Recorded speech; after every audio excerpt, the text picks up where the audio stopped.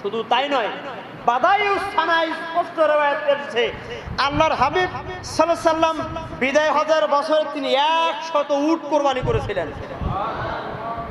পৃথিবীর ইতিহাসে আজ পর্যন্ত কেউ এই নজির স্থাপন করতে পারে নাই। লক্ষ লক্ষ কোটি কোটি মিলিয়ন মিলিয়ন টাকার মালিক পৃথিবীতে আছে, কিন্তু 100 উট কোরবানি করার নজির কেউ স্থাপন করতে পারে নাই। কোরবানির ফজিলত কত বেশি! আল্লাহ রাসূল সাল্লাল্লাহু আলাইহি ওয়াসাল্লাম তিনি বিদায় হজের বছরে 100 উট কোরবানি করেছিলেন। তাহলে এবার একটু দেখি আল্লাহ রাসূল কত টাকার মালিক ছিলেন। চারটিকারই কথা না, 100 উট কোরবানি করা আমার রাসূল কত কোটি টাকার মালিক ছিলেন। কত কোটি, কত কোটি! বুখারী শরীফের 2 নম্বর খণ্ডে 956 নম্বর হাদিসে আল্লাহর হাবিব বলেন, আম্মা জান আয়েশা রাদিয়াল্লাহু তাআলা আনহা সূত্রে হাদিস বর্ণনা করেছেন। তিনি বলেন, আম্মা জান আয়েশা বলেন, আমার ভাইগনা ওরওয়া আসলো আমার বাড়িতে। আসার পরে আমার ঘরে কোনো খাবার নাই। ওরওয়া বলেন, আমার খালা বললেন, আমার ভাইগনা ওরওয়া, আল্লাহর নবীজি যখন জীবিত ছিলেন, জীবিত থাকা অবস্থায় 1 নয় 2 নয় 3 চন্দ্রমাস পার হয়ে গেছে, আমি আয়েশা 1 মুঠ চাউল দিয়া ভাত রান্না করার কোনো খাবার, আমি রান্না করার খাবার পাই নাই। 3 মাস পার হয়ে গেছে। নবীজির সাহাবী ওরওয়া বলেন, খালা 3 মাস কি খাইলেন আপনি এবং রাসূলুল্লাহ? আম্মা জান আয়েশা রাসূলের কথা শুনেই কেঁদে দিলেন আর বললেন, ভাগিনা ওরওয়া, এই 3 মাস 2টি কালো জিনিস খেয়ে আমরা 2 জন দিন পার করেছি। 2টা খেজুর আর 1 মশক পানি খেয়েছি। তোর খুব টাকার মালিক ছিলেন মনে হয়, তাই না? আমার বন্ধুগণ, আরেকটি হাদিস তিরমিজি শরীফের 2 নম্বর খণ্ড 78 নম্বর পৃষ্ঠায়, শামায়েলে তিরমিজির 10 নম্বর পৃষ্ঠা হাদিসটি এসেছে। আন মাশরুক ক্বালা দাখালতা আয়েশা ফাদাআত ইলা বাতামি ওয়া ক্বালাত মাশবা। আল্লাহর নবীর সাহাবী বললেন, মাশরুক রাদিয়াল্লাহু তাআলা আনহু আম্মা জান আয়েশা রাদিয়াল্লাহু তাআলা আনহার ভাই ছিলেন। তিনি বলেন, আমার বোন আয়েশা বলেছেন, আমি একদিন বোনের বাড়িতে গেলাম, আমার জন্য বোন খাবার নিয়ে আসলো, আর আনার পরে তিনি কেঁদে দিলেন। আমি বললাম, খাবার এনে তুমি কাঁদতেছো কেন? আয়েশা বললেন, এই সেই প্লেট ভর্তি খাবার আমার রাসূল যেদিন পৃথিবীর থেকে বিদায় হয়ে চলে যায়, ওই দিন পর্যন্ত রাসূলের মুখে আমি খাবার দিতে পারি নাই। পৃথিবীর থেকে রহমতের নবী বিদায় নিয়ে চলে গেলেন, এমন একজন ব্যক্তি ছিলেন, ঘরে খাবার নাই, ডাল নাই, রান্না করার কোনো ব্যবস্থাই নাই। আম্মা জান আয়েশা বলেন, তিনি সকালবেলায় ঘর থেকে বের হতেন আর ডাক দিয়ে বলেন, এতিমেরা কে আছো, আসো, কার খাবার নাই আমি খাবারের ব্যবস্থা করে দেব। বিধবা কে আছো, আমি খাবারের ব্যবস্থা করে দেই। ক্ষুধার্ত মানুষগুলো কই আসো, আমার কাছে চলে আসো, আমি তোমাদের জন্য খাবারের ব্যবস্থা করে দেব। অথচ বিশ্ব নবীর ঘরে কোনো খাবার নাই। ক্ষুধার্ত মানুষের দ্বারে দ্বারে যিনি খাবার পৌঁছে দিয়েছেন, তিনি রহমাতাল লিল আলামিন। আমার বন্ধুগণ, জিহাদের ময়দানে বিশ্ব নবী সাহাবায়ে কিরামদেরকে নিয়ে তিনি কাজ করতেছেন। আল্লাহর নবীর খাবার নাই, পেটে পাথর বেঁধেছেন। একজন সাহাবী বাড়ি থেকে বউকে বললেন, খাবার কি কিছু আছে? কিছু আটা আছে। আল্লাহর নবীকে দাওয়াত দিলেন, ইয়া রাসূলুল্লাহ, ঘরের ভিতরে তেমন খাবার নাই, কিন্তু কিছুটা আটা আছে, আপনার জন্য খাবার হবে। আমার নবী দাঁড়ায়া সমস্ত সাহাবায়ে কেরাম থেকে দাওয়াত দিলেন, আমার জাবেরের বাড়িতে রাতের বেলায় সবার খাবার খাবো। সুবহানাল্লাহ। ভয় পেয়ে গেলেন জাবের, খাবার তো নাই, এতগুলো মানুষের আমি কি দিয়ে আপ্যায়ন করব? আল্লাহর নবী চলে আসলেন, তিনি বললেন, ও আমার সাহাবী, তুমি কেন হতাশ হচ্ছ, কি রান্না করেছো? বলে একটু বকরির গোশত আর একটা রুটি আছে। আমার নবী বললেন আমার কাছে নিয়ে আসো। আল্লাহ নবীর নবুয়তের হাত দিয়া রুটি আর গোশত বন্টন করতেছিলেন। সমস্ত সাহাবী খাবারগুলো খেয়ে গেলেন। এরপরে আল্লাহ রসুল খেলেন, জাবেরের পরিবার খেলো। সব সাহাবী খাওয়ার পরেও ক্ষুধা নিবারণ হয়ে গিয়েছে। জাবেরের খাবারের ঘাটতি হয় নাই। এ রহমত বরকত যিনি দিয়েছেন তিনি, জোরে বলেন কে? সেই বিশ্ব নবী যার খাবার নাই, নিজের খাবার নাই, তিনি খাওয়াতেন। তাহলে এই হচ্ছে বিশ্ব নবীর দুর্দশা, এই হচ্ছে আল্লাহ নবীর অর্থনৈতিক অবস্থা, এই হচ্ছে বিশ্ব নবীর পরিবারের অবস্থা। এই অবস্থা থেকেও বিশ্ব নবী প্রত্যেক বছর কোরবানি করতেন। এমনকি বিদায় হাজার বছরে আল্লাহ রাসূল সাল্লাল্লাহু আলাইহি ওয়াসাল্লাম কয়টি কোরবানি করলেন? 1 উট আল্লাহ রাসূল কোরবানি করলেন। জোরে বলেন সুবহানাল্লাহ। সুতরাং এই হাদিসগুলো প্রমাণ করে কোরবানির গুরুত্ব। কি বলেন? কোরবানির গুরুত্ব বহন করে না? তো যেই শায়েখেরা বললো কোরবানি না করলে গুনাহ নাই, এই শায়েখের পরিণতি কি হবে আল্লাহ জানে। আর এই শায়েখদের ফতোয়ায় যারা বিভ্রান্ত হলো, এদের পরিণতি কি হবে তা আল্লাহ ভালো জানে। প্রিয় ভাইরা আমার, বাদায়ুস সানায়ের 6 নম্বর খণ্ড 279 নম্বর পৃষ্ঠায় এসছে হাদিসটি যে কোরবানি যে করবে না তার ব্যাপারে আল্লাহ নবী কঠিন হুঁশিয়ারি করেছে, সে যেন আমার ঈদগাহে না আসে। এটি তিরমিজির হাদিস, বাদায়ুস সানায়ের হাদিস। সুতরাং আমরা কি কোরবানি করব কি করব না, জোরে বলেন? তাদের সামর্থ্য আছে, যাদের সামর্থ্য নাই তাদের জন্য আমরা একটা সহজ আমল গত জুমায় বলেছি, মনে আছে তো? আমলটা কি কেউ করেছেন? হ্যাঁ, রোজা, এরপর নখ না কাটা, চুল না কাটা, আমলটা কেউ করেছেন? নাকি শ্বশুরের যাওয়া লাগবে সফান আওলি তো খারাপ দেখা যায় নাকি? কোরবানি করার পরে সাপটা পড়ে অন্তত পক্ষে এই আমলটা করলে একটা কোরবানির সওয়াব পেয়ে যাবে।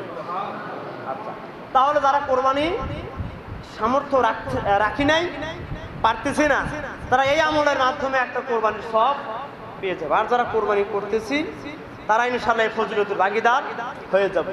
মর্যাদা আপনাকে আল্লাহ পাক দিয়েছেন।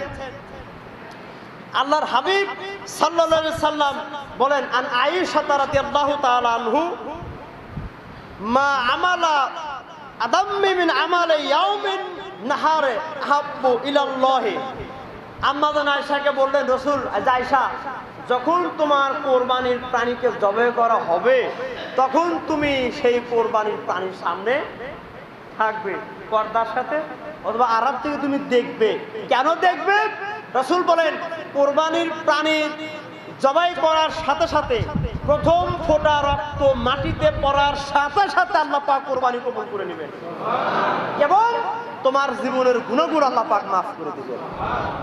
আমরা ভদ্রলোকের দেখাই কামলা পাঁচ কিনে তোরা গরু কার, আর আপনি ঘরের মধ্যে বসতে চা খান, নাস্তা খান, আনন্দ উল্লাস করেন।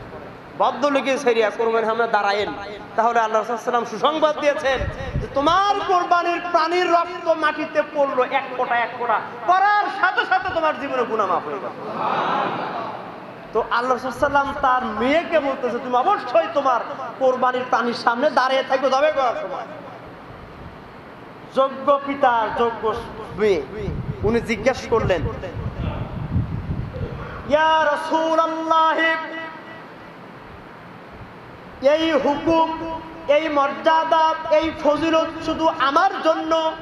আমি রাসূলের মেয়ে, আলীর স্ত্রী, জান্নাতের মেয়েদের সর্দারিনী, জান্নাতের সর্দার যুবকদের মা আমি। এই জন্য কি আমার ব্যাপারে আপনি এই সুসংবাদ দিয়েছেন যে আমার প্রাণীর সামনে দাঁড়াইলে আমার গুনাহগুলো মাফ হয়ে যাবে? শুধু আমি নির্দিষ্ট নাকি সমস্ত মানুষ নির্দিষ্ট? আল্লাহ নবী বললেন, আয়েশা, তুমি সহ তাম দুনিয়ার উম্মতেরা যদি এই আমলটি করে। রাসূলুল্লাহ বললেন, আমার ঘোষণা হলো সমস্ত সাহাবী, সমস্ত উম্মতেরা এই সওয়াবের ভাগীদার হয়ে যাবে। সুতরাং আমি আপনি হাদিসের শামিল, সুবহানাল্লাহ জোরে বলেন। সুতরাং কোরবানি গরু জবাই করার সময় লোকজন কাছে রেখে আমি বাড়ির ভিতরে যাব না, আমি সাথে থেকে জবাই করব। পারলে নিজে কোরবানিটা নিজে করে নিলে আরো ভালো হয়। কিন্তু যদি না পারেন, যিনি পারেন ইমাম সাহেব আছে, মৌলানা সাহেব আছে, যাকে দিয়ে পারেন জবে করবেন। আপনি পারলে তার সাথে একটু ছুরিটা ধরতে পারেন। তো এই হাদিসটাও প্রমাণ করলো কোরবানির যদি গুরুত্ব নাই থাকতো তো আল্লাহ হাবিব এ কথা কেন বললেন? হাদিসটা আছে কোথায়? তিরমিজি শরীফের 1 নম্বর খণ্ড 275 নম্বর পৃষ্ঠা। সুতরাং আমরা এই কারুর কথায়, কারুর ফতুয়ায় বিভ্রান্ত কথা বলে বিভ্রান্ত হব কি? আল্লাহ পাকের জাতির থেকে আমাদের হেফাজত করেন। আর একটু জোরে বলুন আমিন। আর একটি মাসাইলে বিভ্রান্তি দেখেন, আমি একেবারে পুরো সপ্তাহব্যাপী বিভিন্ন কিতাব থেকে এগুলো বের করতে আমার খুব বড় কষ্ট হয়েছে। আপনারা শুনতেছেন একসাথে, আমি তো অনেকগুলো কিতাব খুঁজে খুঁজে বের করতে কষ্ট হয় নাই। একটু মনোযোগ সাথে শোনার চেষ্টা করুন। আর একটি তাদের বিভ্রান্তি হচ্ছে গরু দিয়া মহিষ দিয়া কোরবানি করা যায় না। কি কথা শুনতে পারলেন?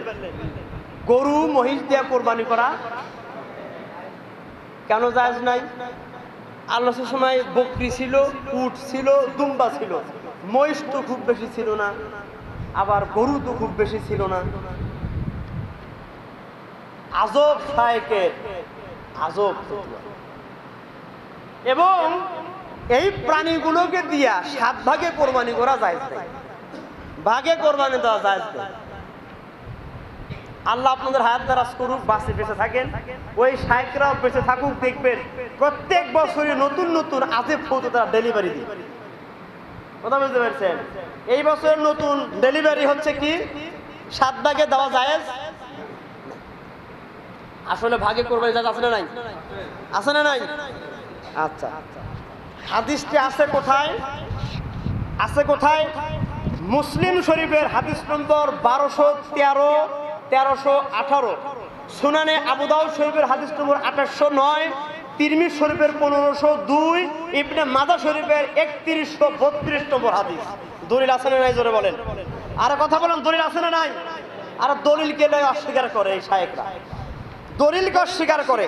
দলিল আন জাবের ইবনে আব্দুল্লাহ রাদিয়াল্লাহু তাআলা আনহুমা ক্বালা নাহরা মা রাসূলুল্লাহ সাল্লাল্লাহু আলাইহি ওয়াসাল্লাম আমুল হুদাইবিয়া বাদানা মিন সাবাতুল বাকারা মিন সাবা ওয়া ফি লামদিন আমারা রাসূলুল্লাহ সাল্লাল্লাহু আলাইহি ওয়াসাল্লাম আন নাশতারিকা বিল ইবিলি ওয়াল বাকারি কুল্লু সাবআতিন মিন ফি বাদানা। সুবহানাল্লাহ।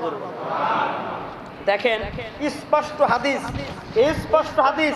জাবের ইবনে আব্দুল্লাহ বলেন যে হুদাইবিয়ার বছরে আমরা রাসূলুল্লাহর সাথে কোরবানির পশু জবাই করলাম উট 7 জনের পক্ষ থেকে। উট কয়জনের পক্ষ থেকে? এবং গরু 7 জনের পক্ষ থেকে। তো যারা বললো গরু কোরবানি করা উত্তম না বা জায়েজ নাই, এই কানার গোষ্ঠী কি দেখে নাই মুসলিম শরীফ, আবু দাউদ শরীফ, তিরমিজি শরীফ, ইবনে মাজাহ শরীফ, এই 4 কিতাব সিয়াসাত্তার অন্যতম হাদিস গ্রন্থ। ঠিক কিনা জোরে কন? এই কি সিয়াসাত্তার বাইরে? 4 গ্রন্থ সিয়াসাত্তার অন্তর্ভুক্ত। তাহলে সিয়াসাত্তার 4টি কিতাবে বলা হয়েছে আল্লাহ রাসূল সাল্লাল্লাহু আলাইহি ওয়াসাল্লাম বললেন যে হুদাইবিয়ার বছরে আমরা রাসূলুল্লাহর সাথে উটে 7 ভাগ দিলাম, গরুতে 7 ভাগ দিলাম। তাহলে উট, গরু এবং মহিষে 7 ভাগে কোরবানি করা কি?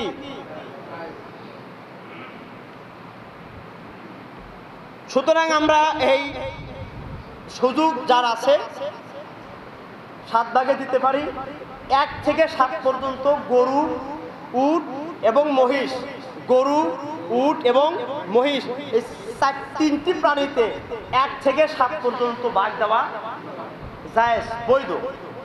অনেকে বলি যে জোড়া বেজোড়া কথা আছে, যে জোড়া লোক দিয়ে কোরবানি হবে না, বেজোর লাগবে। এটা কথাটা গ্রহণযোগ্য নয়। আপনি 1 থেকে 7 পর্যন্ত 2 ভাগে, 3 ভাগে, 4 ভাগে, 6 ভাগে দিতে। এবার আসেন আকিকার সাথে কোরবানি। আর একটি মাসালা হচ্ছে তাদের ঝামেলা, আকিকার সাথে কোরবানি করা যাবে কিনা। আকিকার সাথে কোরবানি করা এটি বৈধ আছে।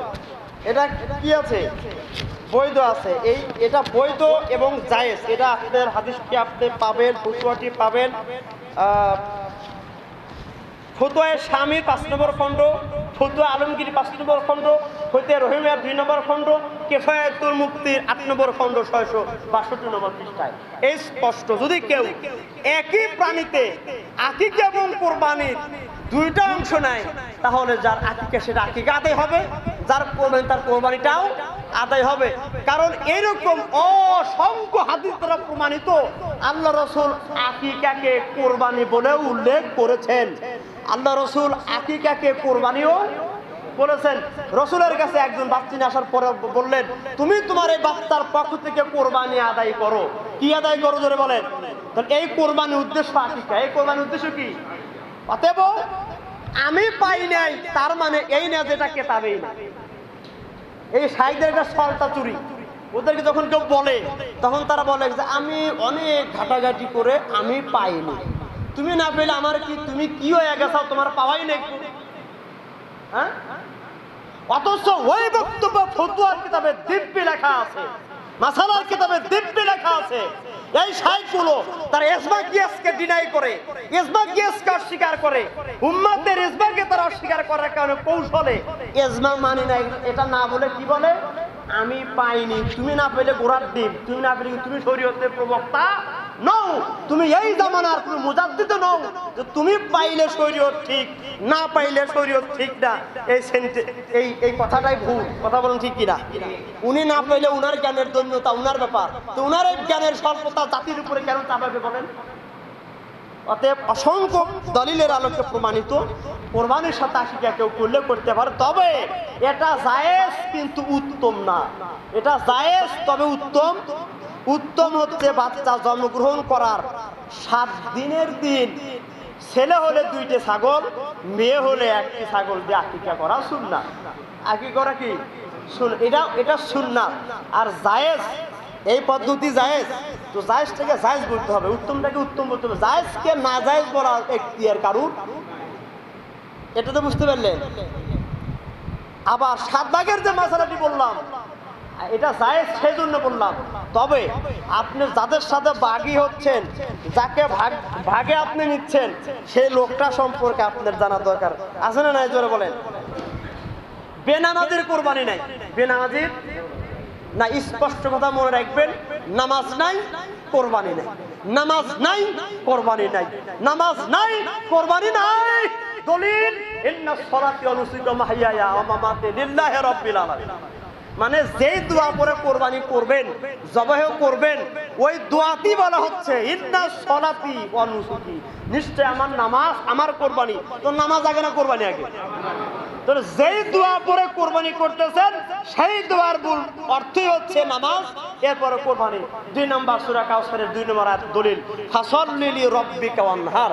আপনি নামাজ পড়ুন, এরপরে কোরবানি করুন। তাহলে কোরবানি আগে না নামাজ আগে? তো নামাজ নাই তো তুমি কোরবানি নিয়ে তো লাফালাফি কেন? হ্যাঁ, নামাজ নাই কোরবানি নাই। এবার বলবেন আমি আল্লাহর সন্তুষ্টির জন্য কোরবানি করি। আপনি আল্লাহর সন্তুষ্টির জন্য 20,000 টাকা দিয়ে ভাগ হয়েছেন, অথচ নামাজ পড়তে 1 টাকাও লাগে না। বাড়ির টিউবওয়েল থেকে চেপে মাংনা পানিতে ওযু করিয়া 2 পাও হাঁটিয়ে আসলে মসজিদে নামাজে জামাতে শরীক হওয়া যায়। এই মাংনা আল্লাহর সন্তুষ্টির জন্য চেষ্টা নাই, কিন্তু 20,000 টাকা দিয়ে সন্তুষ্টি কেনার চিন্তা কেন বলেন? এর মানে হচ্ছে দারুণে কুসকালা হয়। কথা বুঝতে পারলেন? নামাজ আগে কোরবানি পরে। এজন্য ভাগে যারা দিবেন নামাজি লোকের সাথে ভাগি দেন। লোক পাচ্ছেন না, আপনি ছাগল কেনেন। আল্লাহ কোনো জায়গায় কয় নাই ইয়া বড় গরু তোমাকে দিতে হবে। আপনার সামর্থ্য হইলে মাশাআল্লাহ ভালো। এই একটা কথা বলে রাখি, সেখানে আপনার সামর্থ্য আছে বড় গরু কিনে কোরবানি করার, কিন্তু আপনি গরু কিনতে যা 7 জন ভাগে, আপনার সম্পদের হক আদায় হবে না। এই কোরবানি আল্লাহর কাছে গ্রহণযোগ্য হবে না, কারণ আপনার অ্যাবিলিটি অনুযায়ী আল্লাহর সন্তুষ্টি অর্জনের চেষ্টা করা হয় নাই। কথা বুঝতে পেরেছেন? আমি সামর্থ্য রাখি, এমন গরু কেনে 3 জন টানে আর 4 জন ঠেলে, এর উপরে বয়স্ক বাতাবাজি, এই ধরনের গরু এরা কেনা যাবে। আবার আমার সামর্থ্য আছে বড় গরু কেনার, আপনাকে বড় কিনতে হবে, সামর্থ্য ছোট কিনা ছোট কিনবেন। এইটা কিনতে গিয়ে যদি মনে করেন যে আমার 20,000 টাকায় তো একটা গরু হবে না, ছাগল কেনেন, বাস হয়ে গেল। কিন্তু কোরবানি তো শুধু খাওয়া না, এটা ইবাদত। কোরবানিটা কি জোরে বলেন? আল্লাহ পাক আপনার গোশত খাবে, লা ইয়ানাল্লাহু লুহুমুহা ওয়ালা দিমাউহা ওয়ালাকিন ইয়ানালাহুত তাকওয়া মিনকুম। আমি কোরবানি কিছুই খাই না, না রক্ত আমার কাছে আসে, না গোশত আমার কাছে আসে, আমি কোরবানিকারীর হৃদয়টা দেখি। সুবহানাল্লাহ জোরে বলেন। সে কিভাবে কোরবানি করলো ওইটা আমি দেখি। এজন্য আল্লাহ পাক বলেছেন আমার কোরবানির ঈদ, আমার জিয়াফত, আমার দাওয়াত, আমি আল্লাহ মেজবান, আমার সমস্ত বান্দা আমার মেহমান। সুবহানাল্লাহ বলেন। আল্লাহ দাওয়াত দিচ্ছেন কোরবানি খাবেন। কেন খাবেন? আমি কোরবানি করতে বলেছি, কিন্তু আমি গোশত খাবো না, ওইটা তোমাদেরকে দিয়েই খাওয়াবো। আমি দেখবো তোমরা কিভাবে কোরবানি করলে, কিভাবে করলে এটা দেখ। কিন্তু আমি কোরবানি করলাম, না দিলে লোকে কি বলবে, সমাজে কেমনে গিয়ে দাঁড়াবো, এরপরে মেয়েরা আসবে, না দিলে কেমন হয়, এই নিয়ত আছে যদি থাকে, আপনার কোরবানি পিছনের রাস্তাতে বের হয়ে গেছে, আল্লাহ পর্যন্ত, যারা বলেন আল্লাহ পর্যন্ত পৌঁছে নাই। এদের সাথে, এই নিয়ত ওলাদের সাথে যারা ভাগ হয়েছে, তাদের কোরবানিও বাতিল। বাতিল। ওলামায়ে আহনাফের ঐক্যমত ফতোয়া, যে গলত নিয়তের সাথে ভাগে দিয়া কোরবানি করলো, তাহলে এক যদি সুফিও হয় তার কোরবানিও হবে না, বাতিল হয়ে যাবে। সুতরাং ভাগে দিবেন, জায়েজ আছে ঠিক, কিন্তু ওই যে একটা কথা আছে যে নামাজ পড়লে সব আছে, কিন্তু সব থাকলো কিনা সেটা তো দেখার দরকার, নাকি বলেন?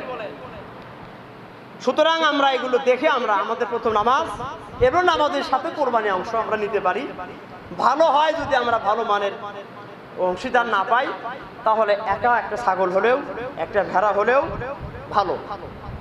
প্রাণীর বয়স ক্ষেত্রে আমাদের দেখতে হবে, গরু মহিষ এদের 2 বছর হতে হবে। কয় বছর? উটের 5 বছর, ছাগলের 1 বছর, ভেড়ার 1 বছর, দুম্বার 1 বছর। তবে দুম্বা যদি 1 বছরের হয় নাই, 6 মাস হয়েছে, কিন্তু নাদুস নুদুস দেখতে 1 বছরের মতো, তাহলে দুম্বার ক্ষেত্রে একটু ছাড় দেওয়া হয়েছে, 6 মাস 7 মাসের দুম্বা দিয়েও কোরবানি করা যাবে। কিন্তু মনে রাখতে হবে, ছাগলের 1 বছরের 1 দিন কম হলেও কোরবানি হবে না, গরুর 2 বছর, মহিষের 2 বছরের 1 দিন কম হলেও কোরবানি হবে না, উটের 5 বছরের 1 দিন কম হলেও কোরবানি হবে না। এজন্য কোরবানির প্রাণী কেনার সময় দাঁত হয়েছে কিনা এটা দেখবেন। দাঁত হওয়ার পর আমাদের আর দিন গুনার দরকার নাই। দাঁত হয়েছে, বয়স হয়েছে, দাঁত হয় নাই, তাহলে দিন গুনতে হবে 2 বছর হয়েছে কিনা। এজন্য হাতে গেছেন, অনেক সুন্দর গরু পছন্দ হয়েছে, গোস্তেও কর্তায়, আমাদের তো ইচ্ছার গোস্ত পাইছে, কি বলেন, গোস্ত আল্লাহ কর্তায় পয়সে হয়ে গেছে, তাহলে গরু আর কেন, দাঁতে নাই। গরুওয়ালা বলতেছে, ভাই হ্যাঁ গরু 2 বছর হয়, একেবারে 2 বছর পার হয়ে গেছে, আমি ওই লোকটারে চিনি না, আমি ওই লোকটারে চিনি না, যার কারণে আমি গরু কিনবো। তবে বাদায়ুস সানায় ফুতুয়ায়ে রুদ্দুল মুহতার, 2টি ফুতুয়ার কিতাব বলা হয়েছে। গরুয়ারা যদি বলে আল্লাহর কসম আমার গরুর বয়স 2 বছর, তাহলে এই ওয়াদাতিল গরু দিয়েও কোরবানি বৈধ। ওই মিথ্যা কথা বলার কারণে দায় থাকবে গরুওয়ালা। কথা বুঝতে পারছেন? তো এটা আর কোরবানির ভাগ, কোরবানির ভাগের ক্ষেত্রে আমরা বেশি কড়াকড়ি করি, যারা শরিকানায় কোরবানি দিচ্ছি, শরিকানায় 3 জন 5 জন 7 জন 2 জন ভাগে আছি, এই ভাগে যারা আছি, এই গোস্তকে দাড়িপাল্লা দিয়া ওজন পাই টু পাই করতে হবে, 1 শতাক এদিক সেদিক করা যাবে না। তবে আপনার যে ভাগ, আপনি ভাগ নিলেন, আপনার অংশ 3 ভাগ, তবে 3 ভাগ করা উত্তম। 3 ভাগ করা কি উত্তম? আপনার যেটা অংশ, আপনি নিজস্ব গরু কোরবানি করছেন, আপনি ছাগল কোরবানি করছেন, অথবা বাঘ নিয়েছেন, যেটা আপনার, এইটা আপনার 3 ভাগ করা জরুরি না। আল্লাহ বলেছেন কোরবানির প্রাণীর থেকে তুমি খাও, অন্যকে খাওয়াও, তুমি পাইলে সংরক্ষণ করো। অর্থাৎ বোঝা গেল খাও আর খাওয়াও, খাও আর খাওয়াও। 3 ভাগ হয়েছে না 2 ভাগ হয়েছে? কথা বলেন, 2 ভাগ হয়েছে না? কিন্তু ফুদ্দর কেতাবগুলো এই আয়াতের উপরে কিয়াস করে বলেছে উত্তম, খাও আর খাওয়াও, কাকে খাওয়াবে লিমিট নাই। অতএব সব মানুষ তো সমান না, কেউ নিকট আত্মীয় কেউ আত্মীয় না, মানুষের ভিতরে ভালোবাসার কম বেশি আছে না নাই? আপনি ইচ্ছে করে 3 ভাগ করেন সমানে, একটা অংশ গরিবকে দিয়ে দেন, আপনি গরিবকে দিয়ে দেন, একটা অংশ নিজে খান আর একটা অংশ আত্মীয়দের খাওয়ান। এখন গরিবের ভাগটা আমরা সমাজে নিয়ে আসি, কি বলেন তাই না? গরিবের ভাগটা কোথায় নিয়ে আসি? সমাজে নিয়ে আসি। এই সমাজে আসার পর যারা কোরবানি করি তারও ভাগ নেই, তারও কি নেই, এটা নেওয়া যাবে না। কারণ গরিবের ভাগটাই গরিবের, ওটা গরিবের, সমাজের কোনো ভাগ, সমাজের নামে কোনো ভাগ, ওটা গরিবের ভাগ, ওটা গরিবকে দিয়ে দিবেন। এখন কেউ চালাকি করে কি জানেন, বলে যে আমি গরিবের ভাগ আমি নিজের হাত দিয়া সব গরিবকে দিয়ে দিলাম, দিয়া আমার নিজের অংশ এইটা সমাজে নিয়ে আসছি। তাহলে সমাজের 5 জন কোরবানি দিছে, 5 জনের নিজের অংশটা সমাজে নিয়ে আসছি, তার তো গরিবের অংশ না। কথা বলেন, গরিবের অংশ না, আমার অংশ।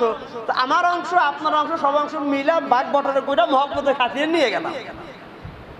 এই ক্ষেত্রে মনে রাখতে হবে ক্রয় এবং বিক্রয়ের মাসালা। পণ্য দিয়ে পণ্য কেনা জায়েজ, অর্থ দিয়ে পণ্য কেনা কি জায়েজ?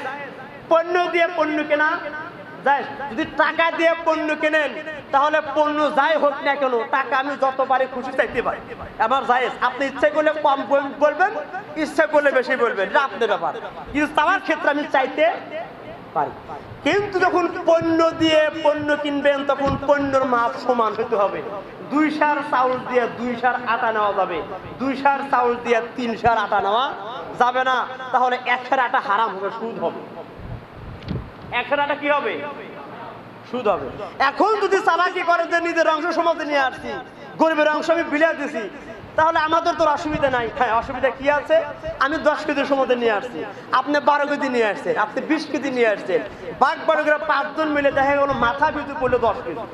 আসলে সব কি 10 কেজি আনছে? কারো 8 কেজি, কারো 20 কেজি, কারো 15 কেজি, কিন্তু বাঘ বড়রা করে মাথা পিছু হলো কয় কেজি?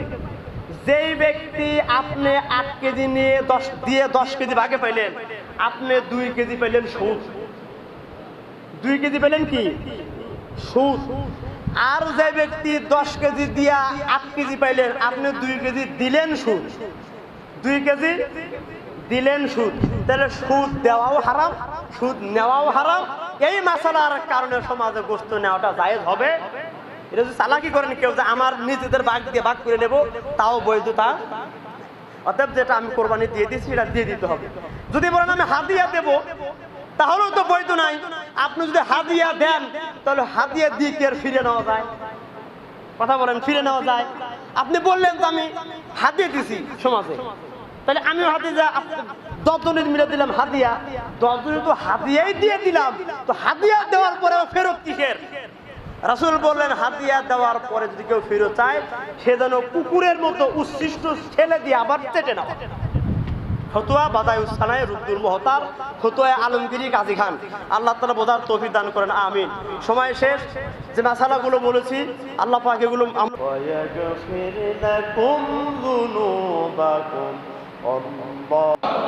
আল্লাহর বক্তব্য হলো, যদি আল্লাহর সাথে প্রেম করতে চাও, ভাব করতে চাও, সম্পর্ক করতে চাও, তাহলে রসুল বলে দাও তারা যেন তোমার মতো রসুলের সাথে সম্পর্ক করে। সুতরাং রসুলের প্রেম মুমিনের ঈমান। হারাম করে কি করলো? মদিনায় যাওয়ার দরকার, সেখানে নাকি দোয়া কবুলের কোনো জায়গা নাই। নাউজুবিল্লাহ, জোরে বলেন। অথচ আল্লাহ রাব্বুল আলামিন বলেন রাসূলুল্লাহ রওজা শরীফ দোয়া কবুলের শ্রেষ্ঠ জায়গা। দলিল সূরা নিসা ৬৬ নম্বর আয়াত। আল্লাহ রাব্বুল আলামিন বলেন ওয়ালাউ আন্নাহুম ইয যালামু আনফুসাহুম জাউকা ফাস্তাগফিরুল্লাহ ওয়াস্তাগফারা লাহুমুর রাসূল লাওয়াজাদুল্লাহা তাওয়াবার রহিমা। এই আয়াতের তাফসীর ইবনে কাসিরের মধ্যে এসেছে আল্লাহর নবীর একজন সাহাবী, তিনি রাসূলের রওজার পাশে দাঁড়িয়ে আছেন। আল আতিক তিনি বললেন, আমি দেখলাম একজন বেদুইন ব্যক্তি এসে রাসূলের রওজার পাশে দাঁড়ায় বলতেছেন, ইয়া রাসূলুল্লাহ, ইয়া হাবিবাল্লাহ, আমি আপনার কাছে এসেছি। রাসূলের রওজার পাশে দাঁড়িয়ে বলতেছে, আমি আপনার কাছে এসেছি। আমি নিজে অনেক বড় অপরাধ করেছি, পাপ করেছি, আমি গুনাহ করেছি। আপনি রাসূল আমার জন্য আল্লাহর কাছে ক্ষমা প্রার্থনা করুন, দোয়া করুন, আল্লাহ পাক যেন আমার জীবনের গুনাহগুলো মাফ করে দেয়। তিনি কি বলতেছেন? রাসূলের কাছে এসে বলতেছেন, আপনি আমার জন্য ক্ষমা প্রার্থনা করুন। কেন কথা বললেন? সূরা নিসার 64 নম্বর আয়াতে আল্লাহ এটাই বলে দিয়েছেন, কোন ব্যক্তি গুনাহ করার পরে যদি তারা এসে আপনার কাছে গুনাহ মাফের জন্য বলে, আর আপনি যদি আমার কাছে তার জন্য সুপারিশ করেন, আমি মাফ করে দেব। এই আয়াতে যদি খেয়াল রেখে ওই সাহাবী রাসূল সাল্লাল্লাহু আলাইহি ওয়াসাল্লাম তো এখন জীবিত নাই, ইন্তেকাল করেছেন, রওজা শরীফে শুয়ে আছেন, এজন্য রাসূলের রওজার পাশে দাঁড়িয়ে বলতেছে, ইয়া রাসূলুল্লাহ, আমি অনেক বড় অপরাধ করেছি, আপনি আমার জন্য আপনি ক্ষমা প্রার্থনা করুন। আল্লাহর নবীর সাহাবী বলেন, আমি চলে গেলাম, বেদুইন ব্যক্তি চলে গেল। রাতের বেলায় আমি স্বপ্নের মধ্যে দেখি আল্লাহর নবী আমাকে ডাক দিয়ে বলতেছেন, তোমার সামনে যে বেদুইন ব্যক্তি এসে আমার কাছে আল্লাহর কাছে ক্ষমা প্রার্থনার জন্য বিনতি করে গেছে, নালিশ দিয়ে গেছে, আল্লাহ রাব্বুল আলামিনের কাছে আমি সেই প্রার্থনার কথা বলেছিলাম, জানিয়েছিলাম, আমার আল্লাহ পাক বলেছেন, আল্লাহ পাক ওই ব্যক্তির সব গুনাহগুলো মাফ করে দিয়েছে। আল্লাহ বললেন গুনাহ মাফ হয়, দোয়া কবুল হয় রাসূলুল্লাহর রওজায়, আর ইসরায়েলি শায়েখরা বলে যে মদিনায় নাকি দোয়া কবুলের কোনো জায়গা নাই। কারটা ঠিক?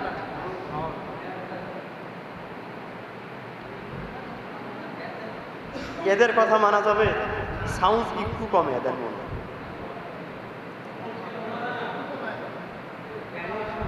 আচ্ছা, খালি মুখে পড়লে আমার প্রচুর কষ্ট হয়। তাহলে আল্লাহর হাবিব সাল্লাল্লাহু আলাইহি সাল্লামের ইন্তেকাল করার পরের কিন্তু এই ঘর ইবনে কাসিরের ভিতরে আল্লামা ইবনে কাসির রাহিমাহুল্লাহ কথাটা বর্ণনা করলেন।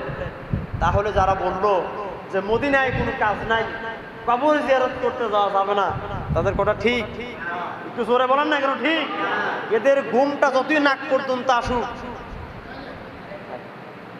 এদের বক্তব্য যতই চটকদার হোক, এদের নামে সে যতই আজহারি মাক্কি আর মাদানি লেখা থাক, রাসূলের দুশমন, এদের ফতোয়া শোনা সোজা কথা। আল্লাহ বললেন দোয়া কবুল হয়, এরা বলতেছে, এরা পদে পদে আল্লাহ রাসূল সাল্লাল্লাহু আলাইহি ওয়াসাল্লামকে সম্মানকে খাটো করতে এতে ভালো লাগে, অনেকবার প্রমাণ হয়েছে। সুতরাং আপনারা যারা হজ করতে যাবেন, হজের কার্যাবলী শেষ করে যতবার পারেন জিয়ারতে রাসূলের কবরে চলে যাবেন। আল্লাহ রাসূল বলেছেন, যারা আমার কবর জিয়ারত করার জন্য আসলো, ওয়াজাবাত লাহু শাফাআতি, তার জন্য শাফায়াত করা আমি রাসূলের উপর ওয়াজিব হয়ে গেছে। রাসূল বলেন, আমার রওজা জিয়ারত করলে তার জন্য শাফায়াত করা আমার তো ওয়াজিব। এই শায়েখেরা বললো জিয়ারত করতে যাওয়া যাবে না, এরা কি চায়? এরা চাই। সুতরাং রাসূলুল্লাহর প্রেম হৃদয় ভরা নিয়ে রওজা শরীফের কাছে আমরা যাবো ইনশাআল্লাহ। পাক এই ধোঁকাবাজ শায়েখ থেকে আমাদের হেফাজত করুন, জোরে বলুন আমিন। এই মানুষগুলো কথায় কথায় হাদিসের স্লোগান দেয়, আলে হাদিস। মুসলিম শরীফের 7 নম্বর হাদিসে আল্লাহর হাবিব 1400 বছর আগে লামাযহাবীদের ব্যাপারে তিনি সতর্কবাণী করেছেন যে সাহাবা একরাম, ভবিষ্যতে কিছু লোক আসবে, এদের আমল হবে, ইবাদত হবে তোমাদের থেকেও সুন্দর, এদের কথা হবে চটকদার, এদের কথা হবে আসো আমরা হাদিস মানি। দেখেন মিলে যায় কাদের সাথে, কথায় কথা আলে হাদিস, হাদিস মানি, আর ওই দিকে সুন্দর কথা দিয়ে রাসূলুল্লাহর রওজা জিয়ারত করতে যাওয়া যাবে না, হজ করতে। এজন্যই তো আমি বলি, ওদের কথা যদি আপনারা মনোযোগ দিয়ে শোনেন, ওদের কিতাবগুলো যদি পড়েন, ওদের ফতোয়াগুলো যদি একটু জাস্টিফাই করেন, আপনারা দেখবেন এরা সহিহ হাদিসের নামে কত ধোঁকাবাজ আশ্রয় নিয়েছে। এটা আসলে খুবই দুঃখজনক। সুতরাং আল্লাহ পাকের কাছে আমরা পানা চাই, এই সমস্ত ইসরায়েলি শায়েখ থেকে জাতিকে হেফাজত করেন, জোরে বলুন আমিন। এবার আসুন, কোরবানির গুরুত্বটা কি? কোরবানির গুরুত্ব আছে, কথা বলেন আছে নাকি? আছে। এই শায়েখদের আর একটি ধোঁকাবাজি আপনাদের সামনে বলি। তারা বলে কোরবানি করা উচিত নয়। যদি অনেক টাকার মালিক, সে ইচ্ছা করলে কোরবানি করতেও পারে, সে ইচ্ছে করলে কোরবানি নাও করতে পারে, এতে কোনো গুনাহ নাই, এতে কোনো অন্যায় হবে না, কোনো সমস্যা হবে না। নাউজুবিল্লাহ জোরে বলেন তো। এবার আসি, কোরবানি না করলে এর ব্যাপারে রাসূল থেকে কোনো সতর্কবাণী আছে কিনা? আসেন, নাসরুল বারী শারহে সহিহুল বুখারী, নাসরুল বারী শারহে সহিহুল বুখারী 10 নম্বর খণ্ড 437 নম্বর পৃষ্ঠায় তিরমিজি শরীফের হাদিস নকল করে ইমাম তিরমিজি রাহিমাহুল্লাহ বলেন, আন ইবনে আব্দুর রহমান ইবনে আরাস আন আবি হুরায়রা আন্না রাসূলুল্লাহ সাল্লাল্লাহু আলাইহি ওয়াসাল্লাম ক্বালা মান কানা লাহু সাআতুন ওয়া লাম ইউদহি ফালা ইয়াকরাবান্না মুসাল্লানা। আল্লাহর নবী বলেন, যে ব্যক্তির উপরে নিসাব পরিমাণ সম্পদ আল্লাহ পাক দিয়েছেন, এই মানুষগুলো যদি কোরবানি না করে, ফালা ইয়াকরাবান্না মুসাল্লানা, ওই মানুষগুলো যেন আমার ঈদগাহে নামাজ পড়তে না আসে। কি বুঝলেন? কোরবানির সামর্থ্য থাকার পর যারা কোরবানি করলো না, সে ফালা ইয়াকরাবান্না মুসাল্লানা, সেজন্য আমার ঈদগাহে না আসে। তাহলে কোরবানির সামর্থ্যবান ব্যক্তি করবে না করলে গুনাহ হবে না? কথা বলেন, গুনাহ হবে না? রাসূল সাল্লামের ধমক শুনলেন না, সেজন্য ঈদগাহেই না আসে। তখন ইসরায়েলি শায়েখরা ফতোয়া দিল যে টাকাওয়ালা মানুষটা কোরবানি না করলে কোনো অসুবিধা নেই। আপনারা তো বলবেন, হুজুর আত্মবিরোধিতা করেন, এরা তো এই নামের শেষে মাদানি, শায়েক, আজহারি, মাঝে মাক্কি, এই সেই 717, এরা কি কম বোঝে? এরা খুব বোঝে, শয়তানও কম বোঝে না। কথা বুঝতে পারছেন? তাহলে এই হাদিসের ব্যাপারে আল্লামা আইনি রাহিমাহুল্লাহ তিনি উমদাদুল কারির 21 নম্বর খণ্ডে 144 নম্বর পৃষ্ঠায় বলেন যে বলা বাহুল্য ওয়াজিব তরক ছাড়া এরূপ শব্দ রাসূল থেকে উচ্চারিত হতো না। যদি কোরবানি ওয়াজিব না হতো তাহলে রাসূল থেকে এত কঠিন শব্দ আসতো না। এই শব্দে প্রমাণ করে ফালা ইয়াকরাবান্না মুসাল্লানা, এই শব্দে প্রমাণ করে কোরবানিটা ওয়াজিব, না করলে গুনাহ হবে। আর যারা বললো না করলে গুনাহ হবে না, তারা ওইদের ফতোয়া মানেন। ও পরকাল হারাইছে, দিন হারাইছে, আপনি হারাবেন। কথা বুঝতে পারছেন? সুতরাং এটা আমাদের মনে রাখতে হবে, কোরবানি করা ওয়াজিব। তো ওয়াজিবের কি আর কোনো দলিলের দরকার আছে? আরো দলিলের দরকার আছে? আল্লাহ পাক এই জাতিকে এই শায়েখ থেকে, এই বাটপার থেকে হেফাজত করেন। জোরে বলেন আমিন। আরো জোরে বলুন আমিন। কোরবানি করে একটি ফজিলতপূর্ণ কাজ। আল্লাহ নবী সাল্লাল্লাহু আলাইহি ওয়াসাল্লাম তিনি মক্কায় ছিলেন কয় বছর? 13 বছর। আর মদিনায় 10 বছর। মিশকাতুল মাসাবির ভিতরে হাদিস এসেছে, বাদায়ুস সানায়ের ভিতরে এই রিওয়ায়াতটি এসেছে যে আল্লাহ রাসূল মদিনায় 10 বছর তখন থাকতেন। এই 10 বছরের 1 বছরেও তিনি কোরবানি করা বাদ দেন নাই।